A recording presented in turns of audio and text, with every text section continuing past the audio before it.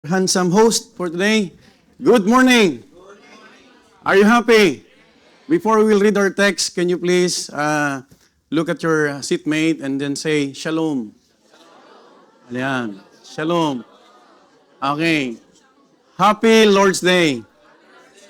Pastor, ano yung shalom? Sabi ni Pastor Ari, shalom is peace. O baka may kagalit ka, mag-peace muna kayo bago tayo mag-aral. Wow. Okay, can you please say it? Shalom. Wow. Praise God for that. You know what? I love to see God's people enjoying serving the Lord. Amen. Aren't you glad that you're here? Aren't you glad that we have visitor in the person of si Ma'am si Christine? Thank God for the life of Sister Mona. What a wonderful blessing. And even meron po tayong visiting family. Of course, they are serving the Lord in the chosen nation of God. And also, kasama natin si Sir Gail. Or Sister Gail, kita ko kanina. Ayan, bisita tayo. And sino pa? Of course, hindi naman bisita si Sister Eden Grace. She's a member. A beautiful member of Bethany Milan. Ayan, praise God for that. And of course, we have brethren from our outreaches. We're so glad to have our new outreach in Ireland. And we have brethren from Netherlands, Malta, may taga Spain. Ayan, Sister Cecilia. Of course, our handsome preacher from UK, together with his beautiful ex-girlfriend, Ma'am Nitz, and also yung kanyang anak na napakaganda rin si Sister Jennifer. No? What a blessing because kasama rin natin yung mga bagong baptize sa Malta. No? We thank God for the brethren from Rome and even, meron pa akong nakalimutan, Poland. Baka magtampo kayo sa akin. Okay, so much for that. We will have Bible reading once again to our text. This is in continuation of what we have discussed last Sunday, and I hope that I could finish this lesson. And let's open our Bible in the book of Philippians, chapter 1. We'll have a responsive reading from verse 27 down to verse 30. And if you are there, please say amen. Andiyan na po ba kayo? For our visitors this morning, please don't worry because it's available in our screen. I'll be reading verse 27. You read verse 28, and then when we reach verse 30, we will read that all together. Can I hear amen? The Bible tells us in Philippians chapter 1, verse 27, only let your conversation be as it becometh the gospel of Christ, that whether I come and see you, or else be absent, I may hear of your affairs, that you stand fast in one spirit, with one mind striving together for the faith of the gospel.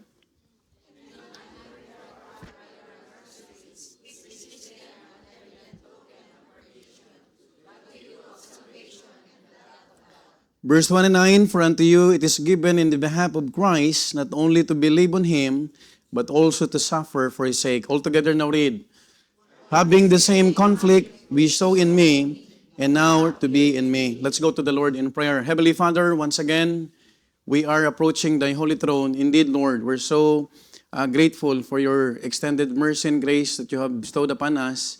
And even, Lord, for allowing us, Lord, to meet visitors, both online and even on-site. Thank you also, Lord, for the visiting Pastor Ares, O Lord, together with his family.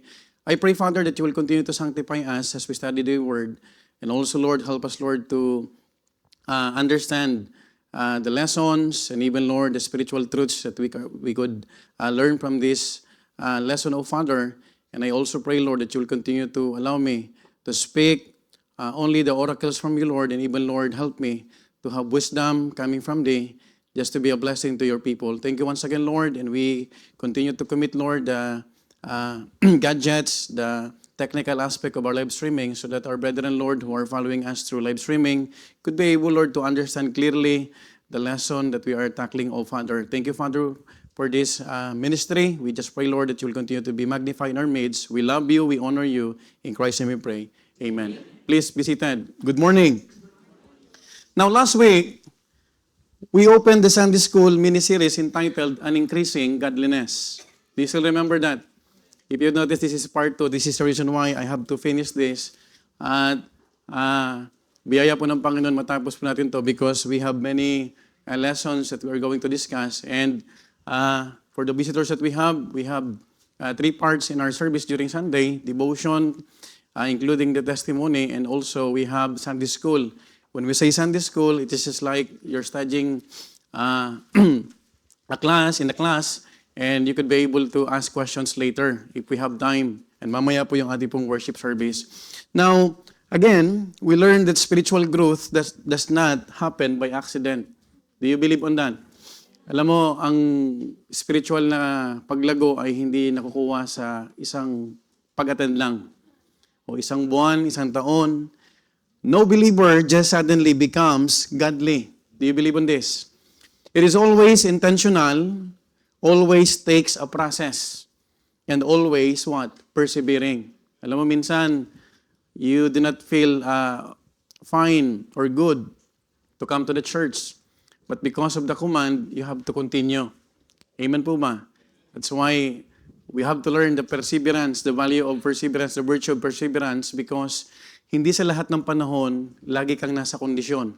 Are you with me? Now, we also learn that increasing godliness not only takes time, but it takes an effort to do so. Hindi ito nakukuha sa prayer lang, or sis, pastor, preacher, please pray for me. You have to take an effort. Are you following? Now, our goal must not be to increase only in learning, in blessings, but even in what? Godliness. You remember what Apostle Paul says in the young Timothy? Godliness with contentment is what? A great gain. Hindi sinabi ang great gain ay kapag marami ka ng pera. Great gain is if you learn the virtue of what? Godliness. And sometimes, maraming Kristyano kapatid, it is just like what? A stagnant water na parang walang movement. You know what? We don't need to be complacent in our Christian life because the Lord's will in our lives is what? To grow. Na tayo po ay makitaan ng paglago sa buhay pananampalataya. Now remember, godliness is not a label, a motto, or a mere slogan. It is to be lived out daily. Hindi tayo pwedeng maging godly kapag nasa church lang. Are you with me?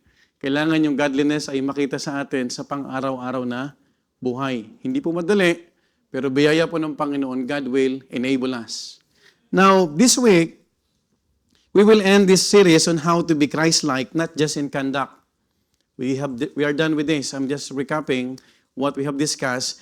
Not just in conduct, in cooperation, but even in what? Conflicts. We will tackle how we should navigate in life even when adversities come our way. So we are done with number 1, the ways we should remember increasing godliness. This is only a recap, Christ-like in conduct. Look at verse 27 once again. Ang sabi rito, only let your what? Conversation. The word conversation here in the King James Version is conduct. It means what? Conduct. Kaninong pag-uugali ang dapat gagayahin natin? Sa Panginoon. Can I hear amen? That is why Apostle Paul mentioned this to the believers at Philippi. Sabi niya, only let your conversation be as become it what? The gospel of Christ. When we say gospel, it is the death, burial, and resurrection. Kailangan yung ating old sinful nature ay kasama ng inilibing. At kapag nilibing, huwag mo nang buhayin. Are you following? You know what? If you will just hear the testimony of Pastor Aris, makikita mo yung Kristo sa buhay niya. Because maganda siya nalang magkwento. No? Now, thank God because marami po tayong mga inilibing na hindi na pwedeng mabuhay. Are you following? Now, take note that Apostle Paul mentioned this to be as it becometh the gospel of Christ. Now, we are also done with Christ-like in cooperation. But there are certain points that I would like to give emphasis. Look at what the Bible says in the last phrase of this verse. Ang sabi ng Bible, with one mind, what? Striving together. Hindi para mag-away-away. Minsan iba ang interpretation natin eh. Sabi ni Paul, mag-strive tayo. Striving together. No, hindi against. Striving together for the faith of the gospel. You know what? Nakaka-encourage kapag marami pong nagbabahagi ng salita ng Panginoon. Amen po ba? Just imagine, where's Sister Veronica? Is she around? Pati yung nagtataya sa loto, sinisharean niya. Talagang, Sabi ko, biglang tinatayaan niya sa loto. Sabi niya, kailangan mong tagapagligtas. Kailangan mo to. Nagtataya siya, inaantay niya yung labas ng loto. Yung nakakatuwa kapag yung mga brethren, that's why I enjoyed joining the joy. Meron kaming mga joy dito, Pastor. Joy, just over youth. Ayan. Pag 50 plus ka na, you are joy. Ayaw namin ng senior, masyadong hindi trendy yan eh. Hindi yan millennial. Dapat joy. No? Just over youth. Kasi mga bata pa to eh. If you will just see the smile of Sister Esther, no? Kasama yan. Where's Sister Luz? Sister Luz? Ayan, grabe talagang batang Kristyano pa lang yan, pero makikita mo talagang she was very happy, no? Na nagbabahagi together with Sister Ching. Talagang saturated yung kadorna. Walang mandurukot. You know what? Napansin ko takot mandurukot mo sa mga nagbabahagi ng salita ng Diyos. Umaalis sila sa kadorna. Kasi paano ka mandurukot? Cielo or inferno? You see, kapatid, when we are striving together, not striving some, striving together. Dapat magkakasama tayo. No? Kaya si Brother Rodel nag-promise, hindi na pastor drawing Sabado. No? Now, take note also, kapatid, that we are done with Christ-like in cooperation. Not only in conduct, but in what? Cooperation. You know what? We discuss that under this main points, a oneness in attitude. Ang sabi ng Bible that ye stand fast in one spirit. Take note about that, no? Okay. Now, remember, as part of recap, divisiveness always starts in the attitude rather than the actions. Pag iba yung attitude mo, Pastor, malamig. That's an attitude. Anong gusto mo? Mainit sa impyerno o malamig? Are you following? That is why we need to understand there should be what?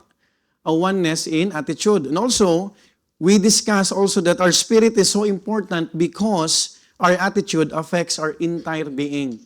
Pag pumunta ka ng masaya, you know what? Lagi ka nakasmile. Are you following?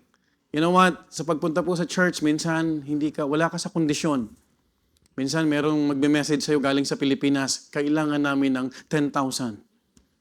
So, hindi ka na makakangiti. Kasi iniisip mo na, paano ako makapagpadala?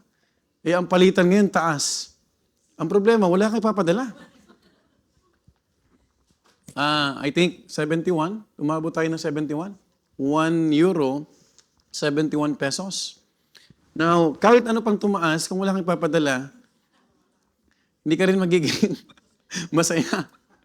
That is why you need to set aside your feelings. Now, remember, we have to check your spirit toward what? The member who hurt you, the leader you question, the believer you avoid. You may have learned to be polite, be civil, be courteous, but heaven reads spirits and heart, not smiles. So, pag-usapan natin to, no? Just a recap. Now, take note also, one last thing, before we proceed to the letter B, oneness in attitude is not what? Uniformity. But unity despite the difference. Alam mo, hindi pwede tayo magkakaparehas lahat. We are a unique being. Hindi pwedeng, wag mong pangarapin, wag mong isipin na kailangan di-box. Kung ano ako, dapat ganun din siya. No sir, no ma'am. We are a unique being. Amen po ba? Maraming magagawa si Brother Ray na hindi magagawa ni Brother Wilfred. Are you with me? Kaya there's no wisdom to what? To compare yourself to other person. Kailangan ikumpara mo yung sarili mo sa salamin lang. Ikaw ang pinakamaganda. No? Huwag kang tatabi dun sa mas maganda sa'yo. No? Kailangan yung salamin lang ang tignan mo. Kasi pag tinignan mo na yung mas maganda sa'yo, magkakaroon ka ng what? Insecurity. And that's attitude. Are you following? Now, also, let's talk about letter B, oneness in agenda. What is our agenda? Hello, striving together for the faith of the gospel. Oh, narinig natin kanina sa testimony, kahit may bomba, kahit may gera, tuloy pa rin ang gawain. Because we have one agenda. And our agenda is what? To propagate the gospel. For the advancement of what? God's kingdom. How many percent, Pastor? 0.5. 0.05. Yun pa lang ang nako-convert sa Israel. Imagine 10 million. Let's say 10 million. What is 0.05? Oh, do the math. Oh, ilan yan? Wala pang 100,000. Wala pang ano? Wala pang 100,000. No? Ilan po, Sir Leone? Yung mga accountant dito, maraming accountant dito eh. Okay. Oh, anong 10% ng 10 million? 1 million. Tama? Oh, anong 10% ng 1 million? Napaghahalatang hindi kayo nagka-tights ha. Ilan po? 500,000. Okay. You see? 0.05, 0.05 pa yan. Oh, you see? Kukunti pa kapatid ang mga manggagawa. That's why we need to pray for every midweek pa pinagpipray namin kayo doon sa Israel. Kasama yan sa ating regular na prayer petitions. Why? Because we need to understand that the missionaries, by the way, bawal ang missionary, di ba? Word na missionary sa Israel. Kailangan ambassador. No? Kasi galit ang Hudyo sa missionary because you will be you will experience problem dahil kailangan hindi mo kapatid bawal doon ng proselyting, no? That's why if you would notice yung mga missionaries na sinusuportahan natin kapatid ay makikita mo they are part of the Quran. Now, remember, strife comes into a family or church when agendas clash. Ano bang agenda ng church? To save souls. Can I hear amen? Tama po ba? We're not Calvinist. Can I hear amen? Hindi tayo nag-aantay na kung sinong pinili. Mahirap naman hanapin sa domo. Pinili ka ba? Okay. Tayo ay nagbabahagi ng salita ng Diyos. And whosoever believeth in Him should not what? Perish but have everlasting life. We do not know. Thank God for the life of Sir Mona. Na-invite niya to si Christine Hermosa. Ay, hindi. Hernandez. No? Christine, you see kapatid, hindi natin alam how people will respond. But our duty and responsibility is to what? To share the gospel. Now, the greatest threat to a church is not persecution. It is competing priorities among believers. Isa lang dapat ang priority natin sa loob ng church. Ano po yun? Pag-aakay ng kaluluwa. Can I hear amen?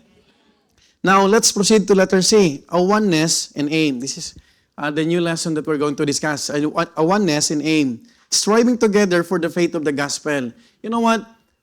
Kung mapapansin nyo kapatid, ito pong mga sinasabi ni Apostle Pablo, believers at Philippi, they are very supportive in Paul's work. Makikita mo na they are the ones who are supporting Apostle Paul kahit saan pumunta si Apostle Pablo.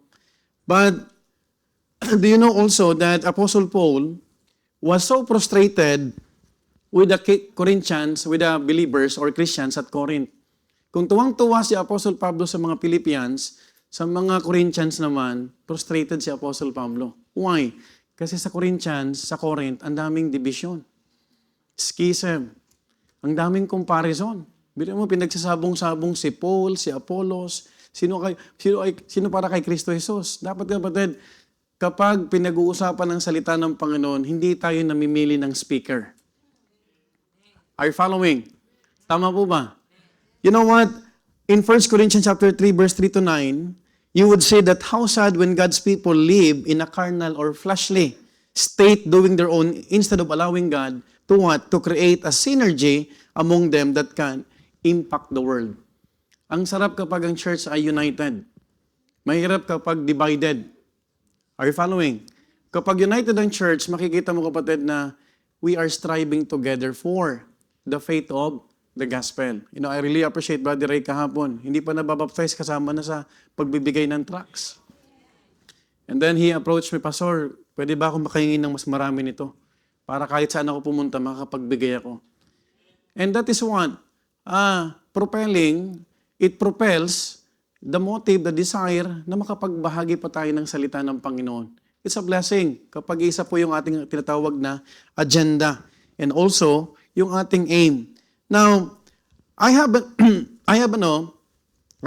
this is very common to us. I've been mentioning this. Have you remember what I've said? Teamwork makes the dream work. Nababanggit natin to sa leadership training, di ba? Teamwork makes what? The dream work. How can we evangelize yung Malta? How can we evangelize yung Milan? Kapag nagkaisa po tayo. Thank God because we have the first baptized Maltese in Malta. Alam mo kung hindi nagkaisa doon, kung hindi nagkaroon ng tinatawag na goal, aim, walang mababaptize. Biyaya po ng Panginoon, kapag tayo po ay nagkakaisa, marami tayong na-accomplish. Are you following? Now, remember, your friends, makikita mo na makakapunta yan dito kung iimbitahin mo. Tama po ba? Minsan, yung mga extended friends natin, hindi ko kilala, hindi mo rin kilala. Right? Pero pag dinala mo yan dito, kapatid, nakakapakinig sila ng salita ng Diyos. Remember, faith cometh by hearing, and hearing by the Word of God. Now, to illustrate, kapatid, this is an illustration.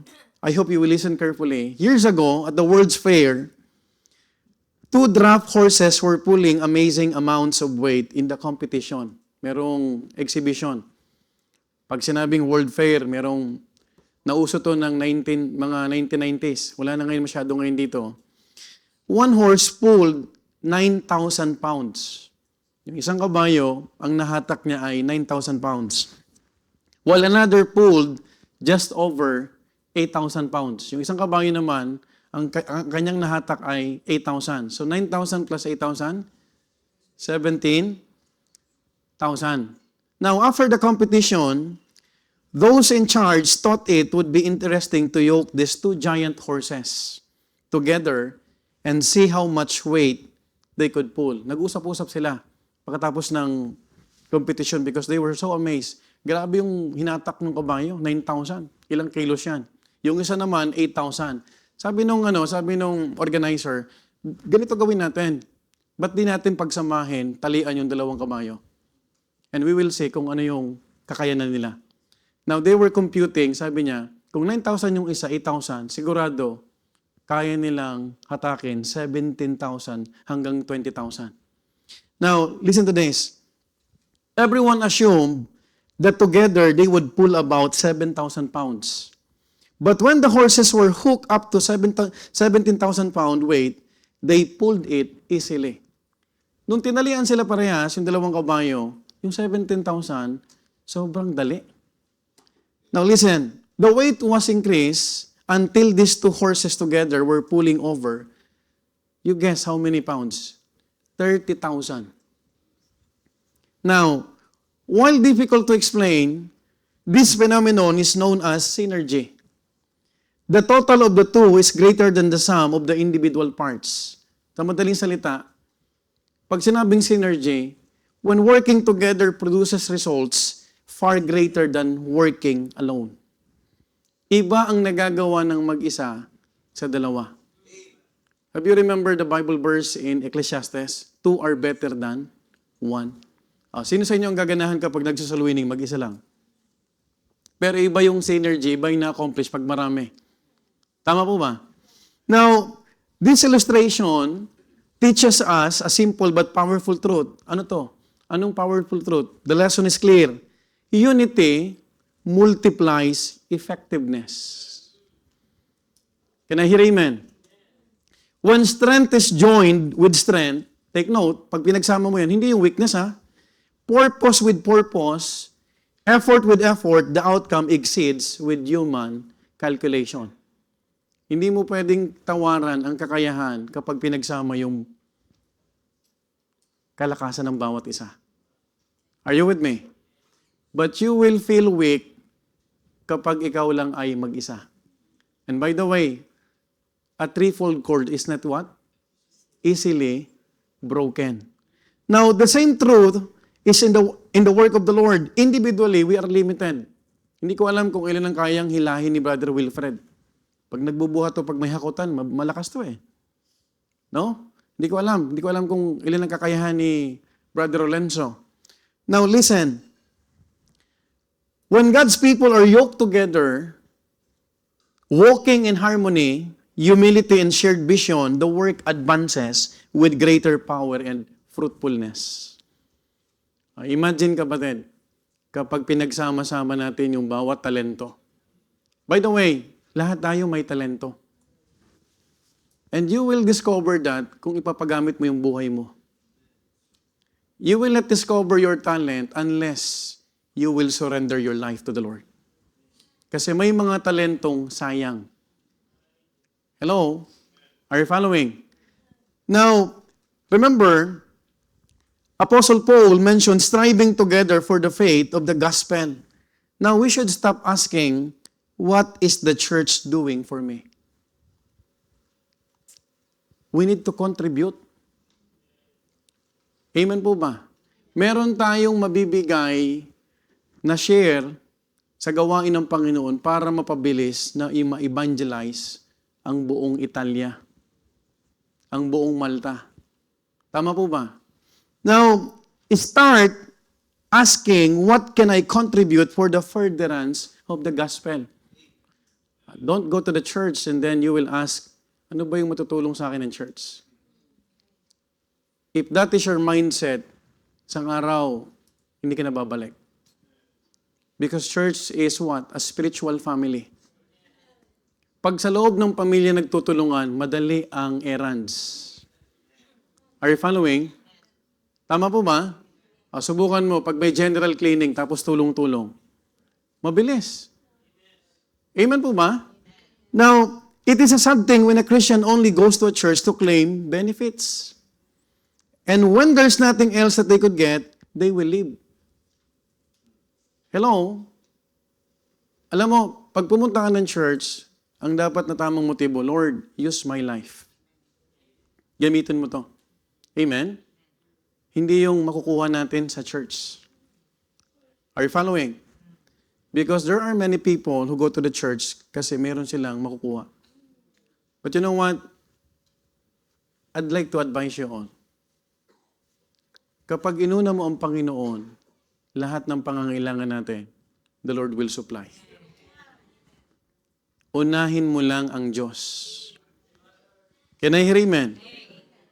If we will all learn that, hindi naman pwedeng magkamali ang seek ye first.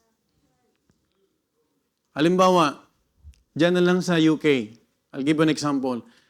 Pag lahat nagkaisa yung family ni Preacher Jerry, oh, what a great synergy. Amen po ma?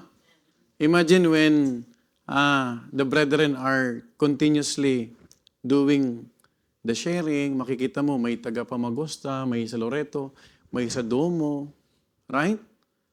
Biri mo yung mga, ang daming English people ngayon because of this Olympic. And you could share it. Yung ating mga gospel tracts. Yung iba dyan kapatid, excited sa Olympic. Pero malay natin kapatid, baka gamitin tayo ng Panginoon. Na pag bumalik sila, ang daming mga delegation from other countries. But it is our opportunity to evangelize. Nandun na yung mga tao eh. Amen po ba? That is why, I am asking a while ago our soul winning director, Preacher Sanjay, sabi ko kailan yung ating church-wide soul winning? He's suggesting na gawin ng Sabado para lahat makasama. Amen po ba? We'll have a rally. Yung mga tao kapatid, we could share the gospel. Imagine, nandun kami sa park, sa Thursday ba yon?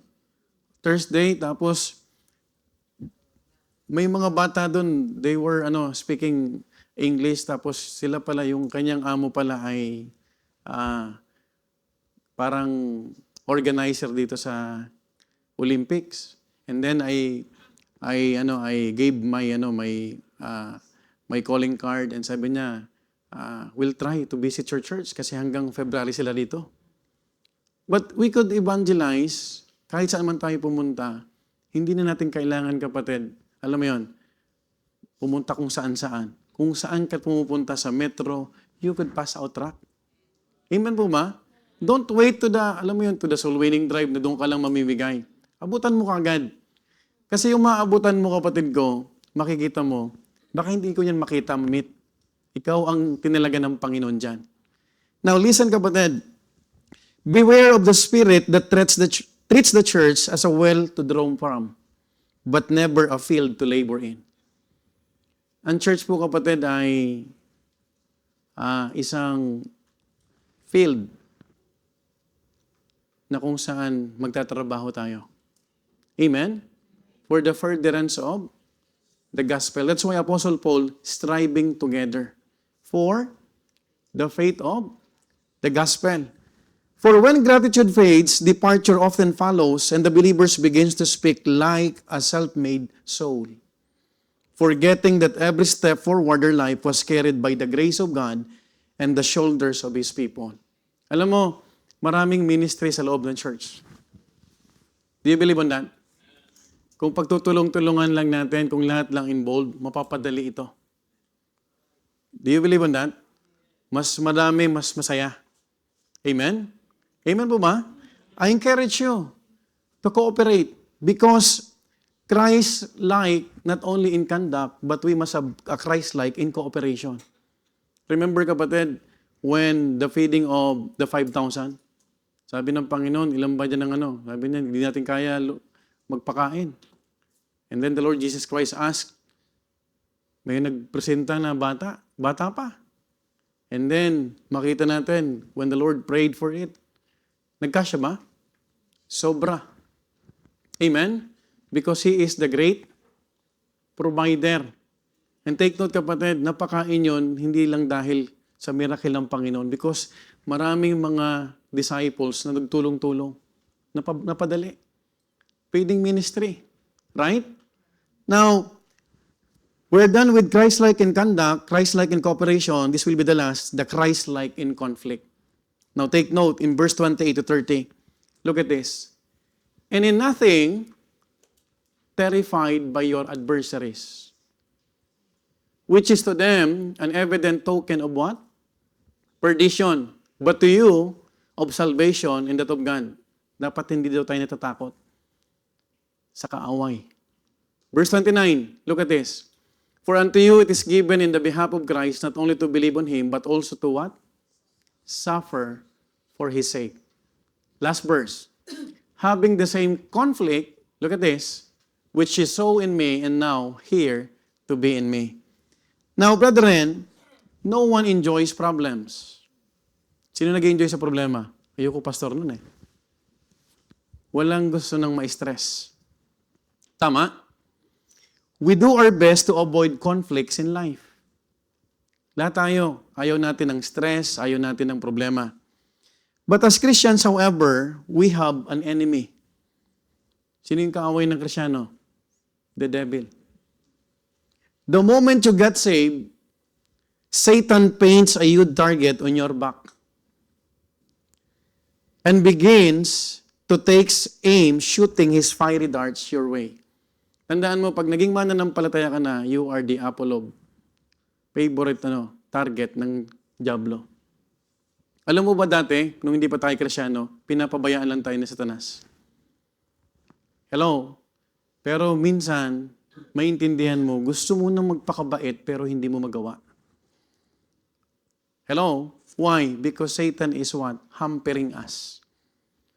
Target tayo. Now, that is why, in 1 Peter chapter 5, verse 8 to 10, we are reminded of this verse. Sabi ng Bible, be sober, be vigilant, because your what? Adversary, the devil. Ang kaaway natin ay yung diablo. As a rolling lion, walketh about, seeking whom he may, what? Devour. Verse 9. Look at this. Whom resist steadfast in the faith. Ano yung team natin for this year? Steadfast. Ayaw ni Satan ang team natin. Ayaw ni Satan ang Kristyano maging steadfast sa pananampalataya. Look at this. Whom resist steadfast in the faith. Alam mo, Satan will resist you if you are exhibiting what? Spiritual growth. But if you are complacent, okay lang kay Satan yon. Knowing that the same, sabi ng Bible, knowing that the same afflictions are accomplished in your brethren that are in the world. But verse 10, look at verse 10. Look at verse 10. But the God of all grace, who hath called us unto His eternal glory by Christ Jesus, After that you have suffered for a while, what will happen? Make you what? Mature, establish, strengthen, and settle you. Brother Ray, yung suffering pala, yung mga pagsubok pala sa buhay bilang Kristyano, yun ang magpapatibay sa atin. Hello? Can I hear amen?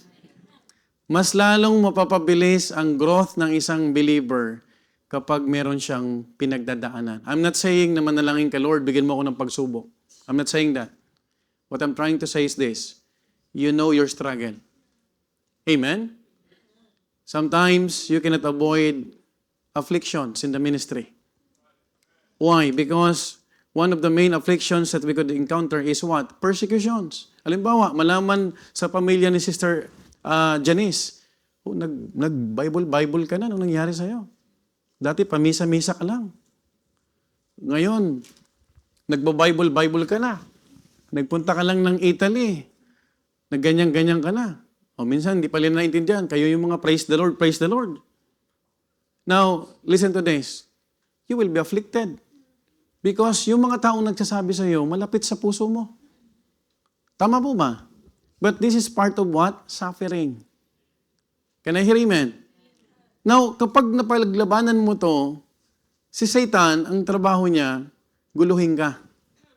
Now, believe me, even to those new baptized in Malta, sila Brother Ramil, Brother Liban, sila Brother Ray, sila Brother Day, yung Maltese na yan, even yung magpapabaptize, Brother Ray, ayaw ni Satan na maging steadfast ka sa pananampalataya. He will bombard you with many problems para malubog ka at talikuran mo yung pananampalataya. That is why we have to understand that there is a need for us to what? To have a Christ-like even in conflict. Even the Lord Jesus Christ, He faced conflicts.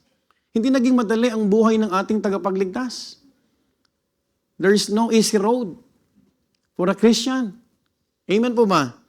Now, we have to understand, because we have identified with Christ, we are going to inherit some trials. Hindi pwedeng walang trials. Sino po sa inyo walang experience sa trials dito? Simulang naging Kristyano kayo. Lahat naman tayo, di ba?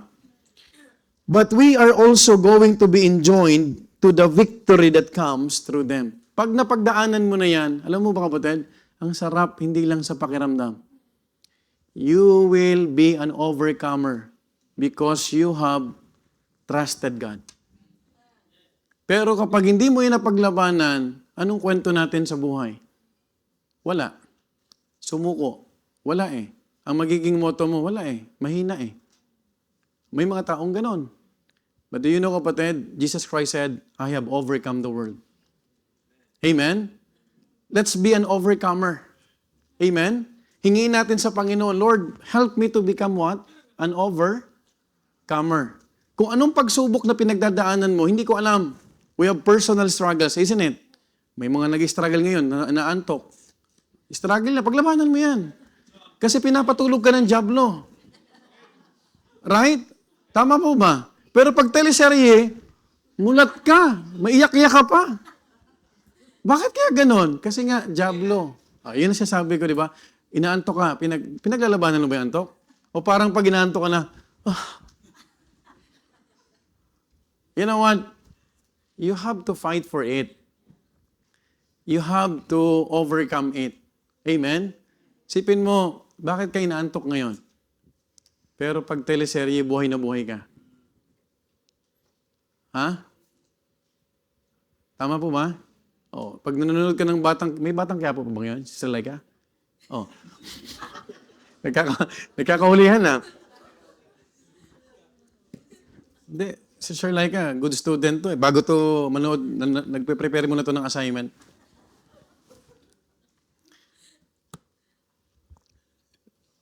Let's talk about letter A, the failure of Satan. Please remind yourself that our enemy is already a defeated foe. Kaya siya nanghahatak, makalabas ka sa church kasi talon na siya. Alam mo ba ang espiritu ng dyablo? Hatakin ka palabas ng church. Pag lumabas ka ng church, no authority. No physical gathering. Wala ka nang mapapakinggan. Naintindihan niyo, kapatid? Kaninong espiritu yon? Kay Satanas. Now, look at what the Bible says in verse 28, and nothing terrified by your adversaries. Wala kang dapat ikatakot. Yes, it is true that our enemy is the devil, pero hindi kinakatakutan ng diablo, which is to them an evident token of perdition. When Jesus Christ died on the cross, He conquered sin. He even conquered Satan, death, and even hell forever. Folks, look at Hebrews chapter 2, verse 14. Sabi ng Bible, for as much then as the children are partakers of flesh and blood, He also Himself likewise took part of the same, that through death He might destroy him that hath the power of death. That is what? The devil. Alam mo ba, ayaw ni Satan matuluyan? Right? Hanggang ngayon, alam to ni Pastor Aris. Maraming Jews hindi naniniwala kay Jesus Christ kasi pinamalita nila na ninakaw lang. Tama ba? We went to the... Saan po yun? Garden Tomb. Talagang iba. Mararamdaman, pinapasok kami ni Pastor Aris doon by batch yun, no? By trace, by two yata, by trace. Bili mo doon inilibing yung Panginoon. And you will reflect, kapatid, makikita mo, salamat dahil nabuhay maguli yung ating tagapagligtas. Thank God, visitors, because religion cannot wash your sins. Thank God because being a member of a church cannot wash your sin. Thank God because the blood of the Lord Jesus Christ shed on the cross. That's the only element that could wash your sin. Hindi sa mabuting gawa. Kung wala yung dugo ni Kristo, kung wala yung kamatayan ng Panginoon, walang kapatawaran tayo. Until now, yung kasalanan natin, it will become what? Stained. It will stain our what? Our souls. Aren't you thankful? Pumunta tayo sa church, kung nag-confess ka ng kasalanan mo, malinis yung kaluluwa natin. We are sanctified. Amen? Sanctified yung isip natin, yung puso natin, yung kaluluwa natin. Because of what? The blood of Jesus Christ. Hindi tayo na-sanctify dahil member tayo ng Bethany Baptist Church. No, sir. You will not go to heaven because of membership. Pupunta tayo ng langit because nahugasan na tayo ng banal na dugo ni Jesucristo.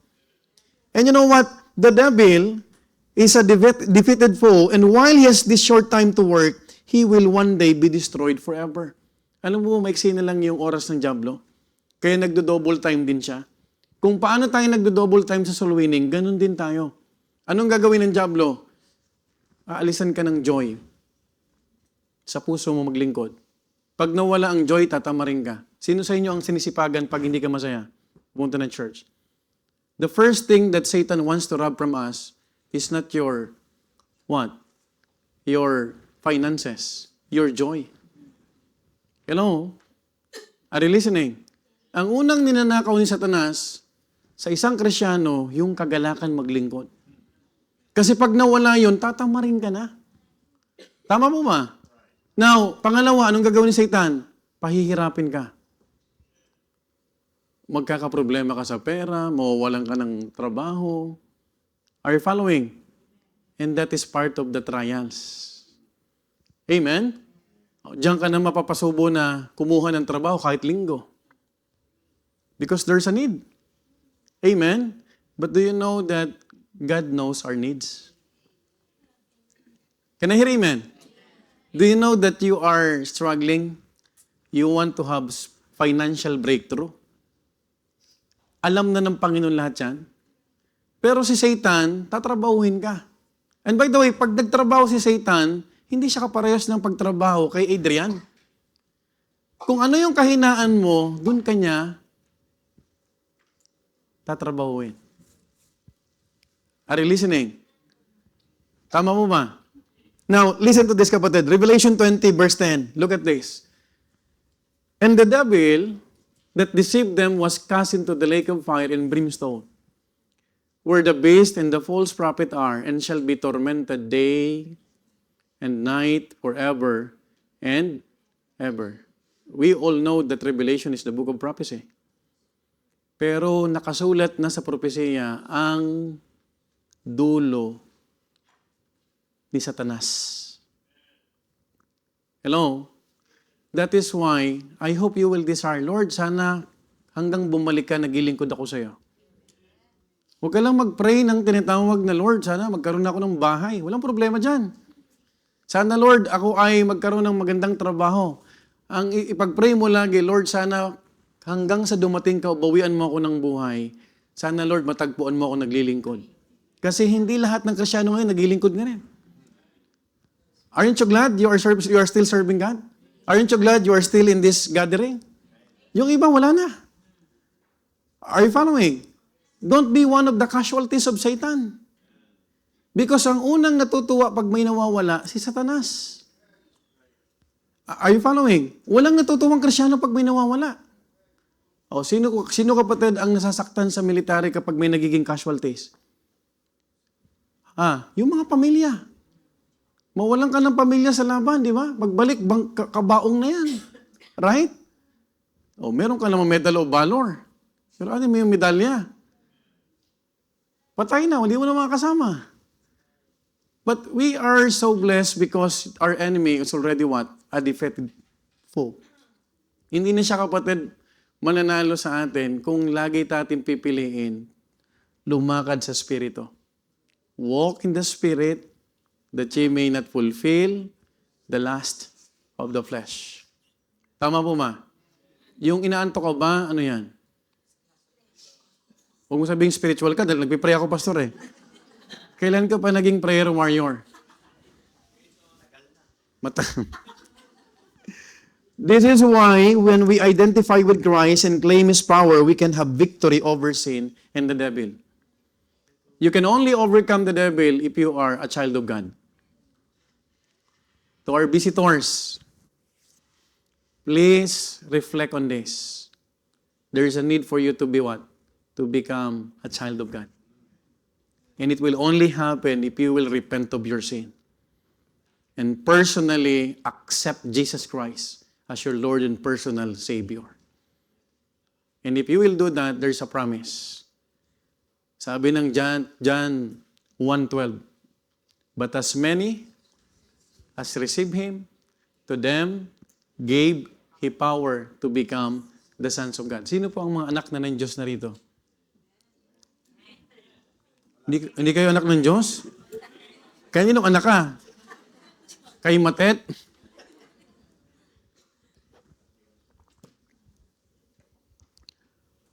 James 4:7, submit yourselves therefore to God.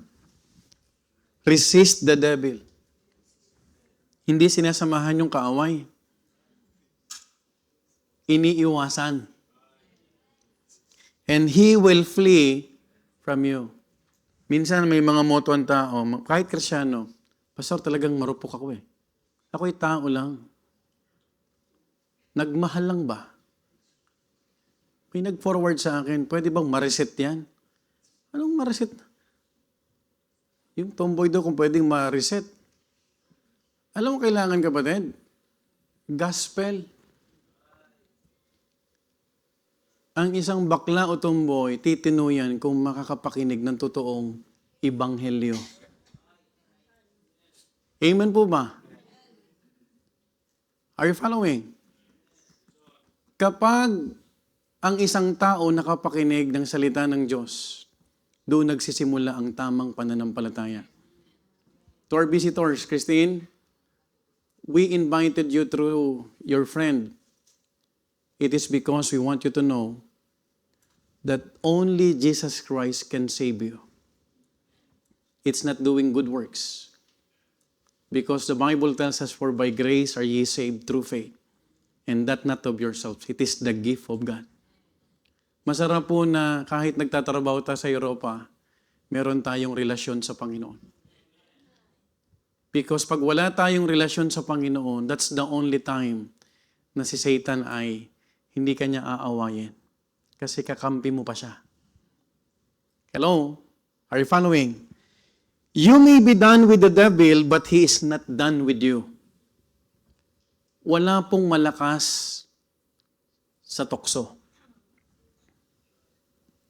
Hello? Huwag kang papakasigurado kay Satan. Husbands, always look to your wives. Amen? Parang kuntang nag-amen ah. Parang hindi ka kumbinsido ah. Walang ibang pinakamagandang babae sa atin, sa buhay natin, yung ating asawa lang. Parang mas malakas ang amen to na sa likod. Dito konti. Hello? If you don't think that the devil exists, try serving God for a while.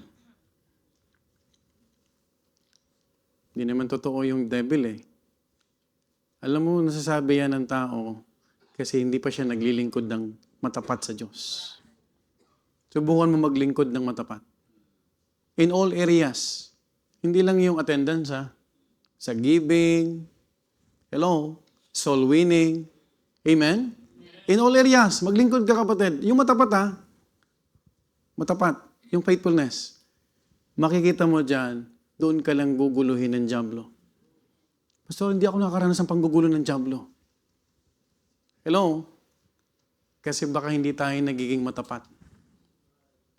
Sino ang kinausap? Bakit kinausap ni Satanas yung Diyos para kay Job? Bakit kaya? Because Job is an upright man. And Job eschewed evil according to the book of Job. Ano yung eschewed evil? Tumatakbo sa masama, sa kasalanan. Right?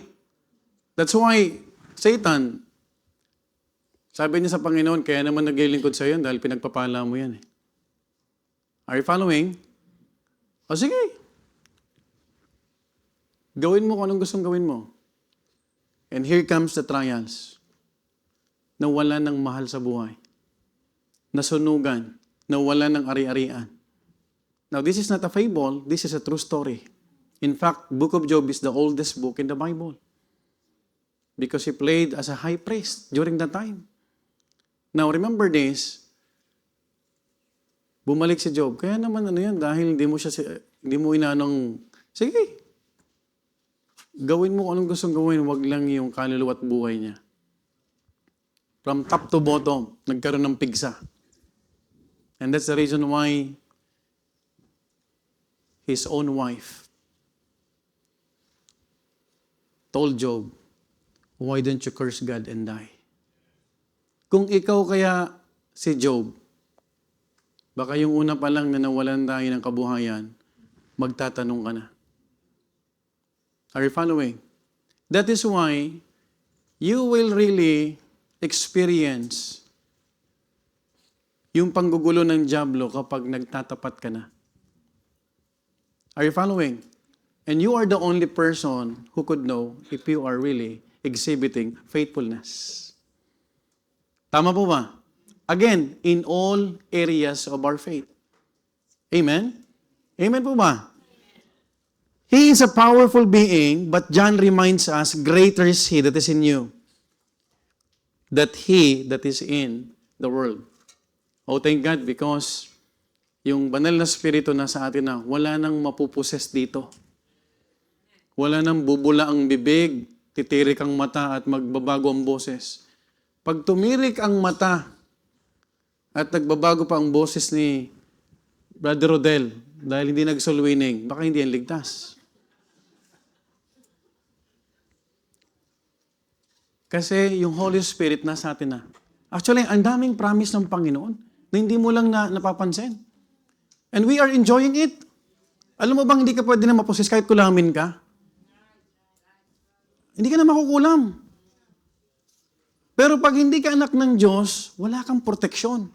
Because there's no Holy Spirit. Greater is He that is in us. Sino yung He doon? The Holy Spirit. Hindi Holy Pilit. Yung Holy Spirit. Ang Holy Spirit ang nanahan sa atin. And this is the temple.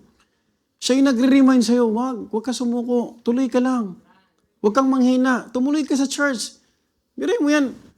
Nandun na sa kador na si Sister Luz nung Sunday, kumulo naman yun siyan. Maraming panggugulo. After baptism niya, may nag-i-invite sa kanya kung saan-saan. Ang Ang tagal niyang kakilala, hindi naman siya ini-invite. You see, kapatid, how Satan is working. Pero dati wala naman nag-i-invite sa'yo. Pero nung naging mananampalataya ka, ang dami na nag-i-invite. Now listen to this, mga minamahal ko.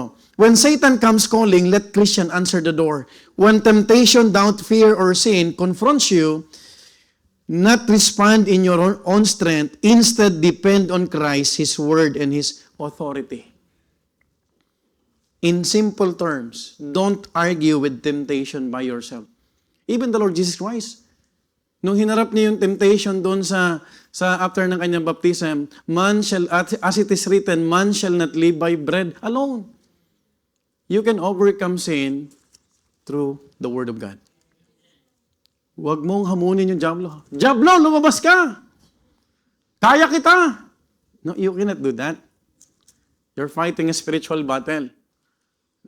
Sabi ni Pastor, kayang-kaya ko dahil may Holy Spirit. Naghamon ka. But you know what? Satan can still oppress us. Magkaibang oppression sa possession. Are you following? Are you with me? Pag ang Kristiyanong karnal, pwedeng ma-oppress. Hindi ka makatulog, bigat-bigat. Why? Because you are filled with what? Bitterness. Are you following? Now, you have to understand this. Ang Panginoon, desire ng Panginoon sa atin, laging maging overcomer. Amen? Pag sinabing overcomer, napagtagumpayan mo. Hindi mo hinayaan na manaig ang Diablo. Don't argue with temptation by yourself. Don't rely on your willpower alone. Let Christ's truth, righteousness, and power govern your response. Stop fearing a defeated enemy. You always remind Him in your prayer, Lord, thank you because you allow me to overcome. And by the way, ang overcoming, it's a daily. Hindi ibig sabihin na overcome mo ngayong linggo, next week, ganun na naman uli. It's a daily decision. Can I hear amen?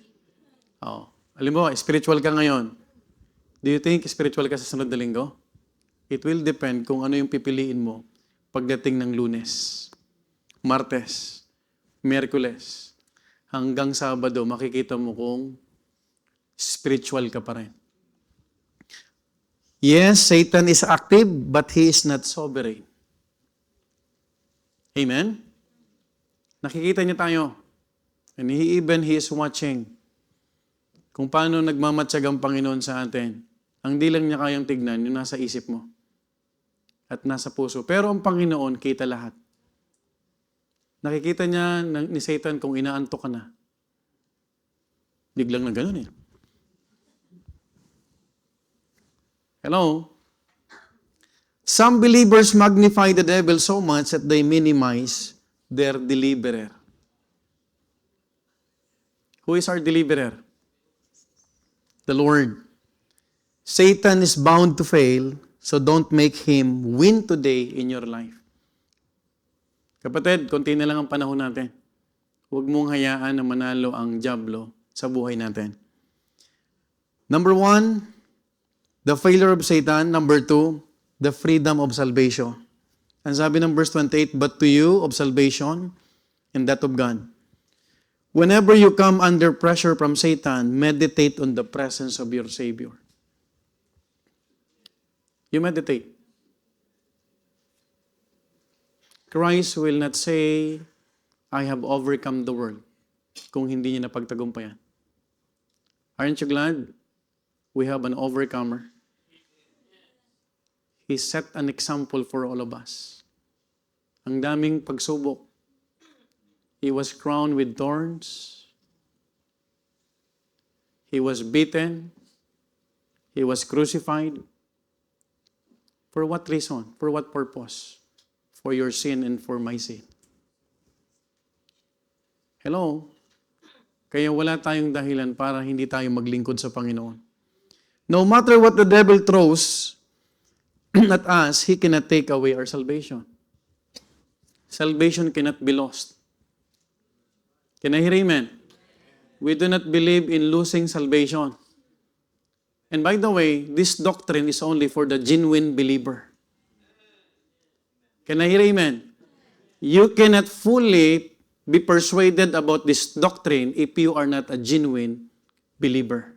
When I say genuine believer, anyone could say, I am also a Christian. But it is just a mere profession. But true Christianity is not about professions, but possession. Look at what the Bible says in John chapter 10, verse 27 to 29.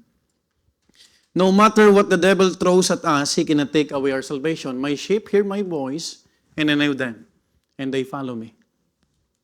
What a blessing. Amen?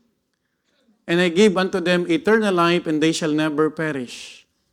Neither shall any man pluck them out of my. Kahit sinong tao daw, kahit asawa mo pa. Verse 29, my Father which gave them me is greater than all. And no man, bakit paulit-ulit kaya? Bakit laging pinapaulit-ulit to? To give emphasis. No man is able to pluck them out of my Father's hand. Folks, hindi niya pwedeng agawin tayo sa kamay ng Panginoon. By the way, hindi tayo ang nag-iingat ng kaligtasan. Salvation is a gift. The only thing that we need to do is to receive or to reject. If you are the ones who are maintaining your salvation, then therefore, it's not a gift. Can I hear amen? Hindi tayo nag-iingat. Ingatan mo, may mga katuroan ganito. And by the way, they are also Christians. Marami niyan, dyan. Sa bandang Bisaya. Losing salvation. Si Satan pa naman, magaling. Pag nagawa mo na yung kasalanan, he will start to condemn you. Kita mo, Adrian? Nagawa mo yan? So, magkakaroon ka na ng guilt. You don't need to be guilt. Hindi mo dapat ma-feel yung guilt.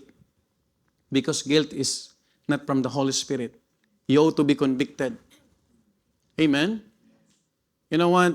Malalaman mo naman kung convicted ka kung ikaw mismo ang maghihingi ng tawad at i-expose mo ang kasalanan, hindi dahil nahuli ka. Are you with me? Magkaiba yung sinabi mo yung kasalanan dahil nahuli ka. Ang conviction ito, binabagabag ka ng Holy Spirit at kailangan mong itigil yan dahil anak ka na ng Diyos. May mga tao pag nahuli, taya. That's not conviction. Choose to what? To confess. And by the way, every time na mayroong invitation sa altar, you ought to grab that opportunity. Lord, pinapaalala mo ko. Kasi pag hindi ka na-convict, the Lord will expose you. And by the way, we can't hide anything from the Lord. Even our motive. Hello? Pwede tayong magtago-taguan, pero hindi sa Diyos. Hello? Are you listening? Kapatid, aren't you glad na yung Panginoon natin tagapagligtas, meron tayong kaligtasan na hindi nawawala? Pero may mga Krisyanong nagwawala. Hello? Tama mo ba? And sometimes, this doctrine was being abused. Wala. Sa langit naman napunta ko, anong gawin ko? That's not the... Shall we continue in sin that grace may abound? God forbid. Alam mo kung naintindihan mo ang grace, mag-iingat ka. Well, we are not condoning sin. We're not promoting sin here. Don't get me wrong. You have to understand, shall we continue in sin that grace may abound? God forbid. Nilinaw yun ni Apostle Pablo.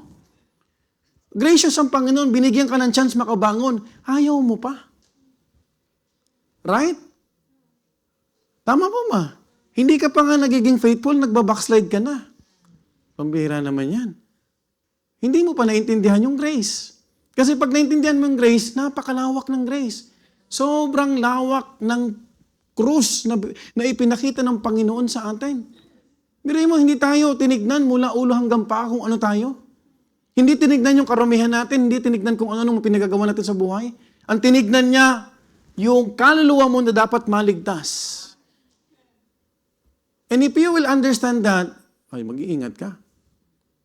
If a person is grateful, Halimbawa, binigyan ka ng trabaho. Halimbawa, nag-refer si Sister Virginia ng trabaho kay Adrian.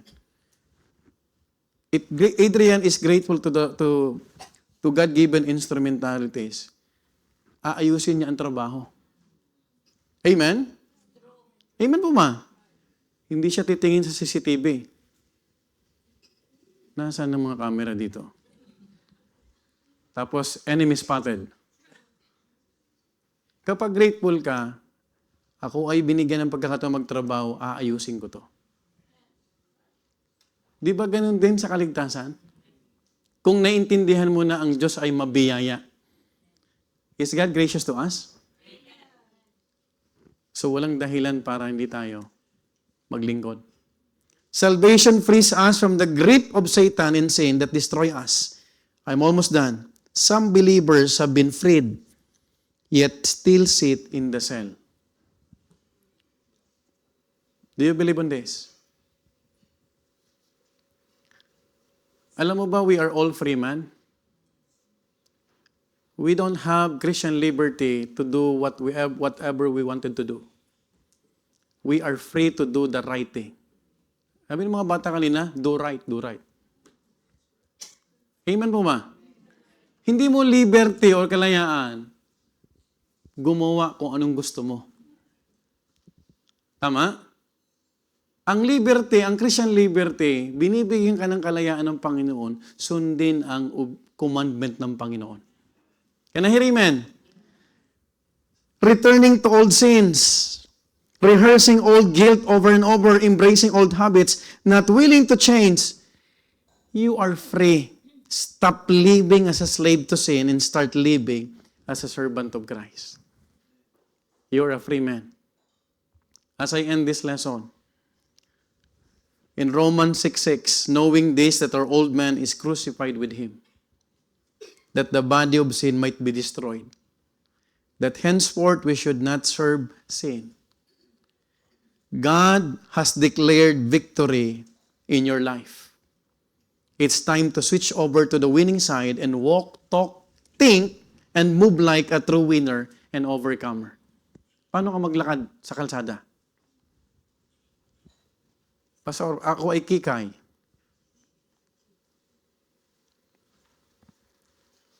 Pag naglakad ka ba, it is as if you are overcomer. Of course, pag sinabing overcomer, wala ka ng sigarilyo. Right? Tama? Tama mo ba? Amen mo ba? Wala na tayong parulatsa. Di na tayo nagmumura. Can I hear amen? Yung mainit natin na ulo kapag walang pera, dapat nababago.